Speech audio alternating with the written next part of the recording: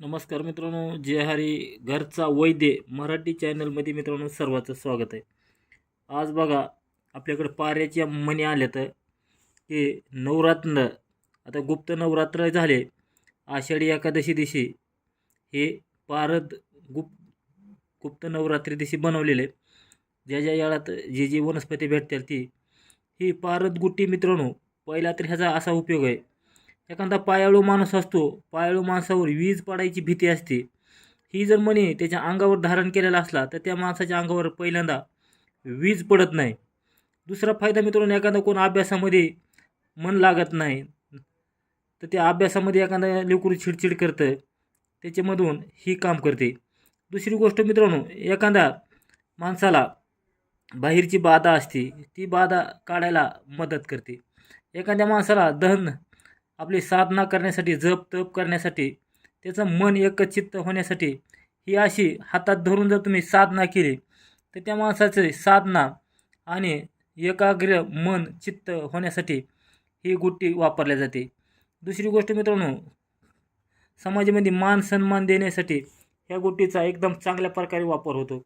ही एक मणी तुमच्या गळ्यामध्ये धारण केल्यानंतर तुम्हाला कुठलीही नवग्रह त्रास करत नाही, जास्त करून एकदम चांगल्या प्रकारे राहतात। उपरी बाधा, नकारात्मक शक्ती ह्याच्यापासून संरक्षण व्हायला मदत होतं मित्रांनो।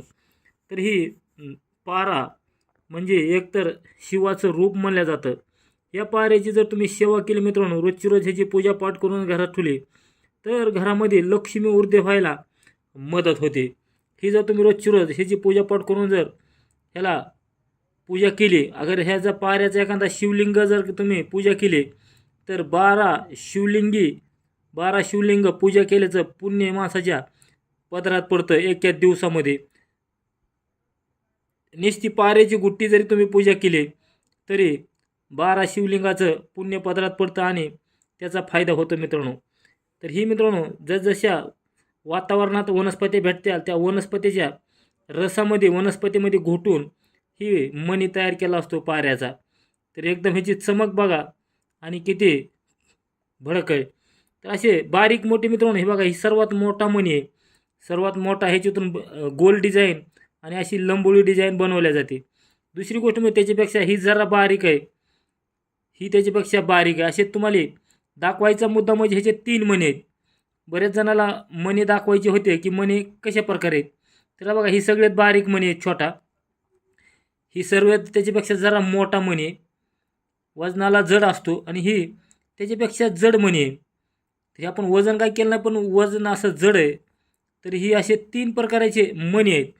तरी जरी कुणाला मणी बनवायची अटकल असली तर मणी व्यवस्थित वनस्पतीनं मारल्यानंतर चांगल्या प्रकारे काम करते। तुम्ही कुठल्या वनस्पतीचा रस, कुठल्या वनस्पतीने ह्याची गोळी बनवली, ती वनस्पती सध्या चांगली असली तर एकदम चांगल्या प्रकारे रिजल्ट येत असतो।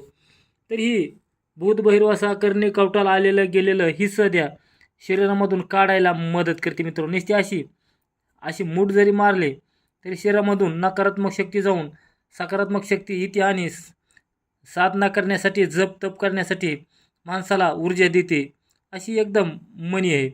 तरी बघा चला मित्रांनो, जेवढं होईल तेवढं व्हिडिओ शेअर करा, लाईक करा, घंटीचं बटन दाबा। जरी कुणाला पारद गुट्टी लागली, पारद मणी लागला तर तुम्हाला पोस्टानं तुमच्यापर्यंत पोहोचायचा प्रयत्न केला जाईल। कारण मणी काय लई नाही, 2-4च मणी राहिलेले आहेत। जेवढं होईल तेवढं व्हिडिओ शेअर करा, लाईक करा, घंटीचं बटन दाबा। लवकरच आपण दुसऱ्या व्हिडिओमध्ये भेटू। नमस्कार, जय हरी।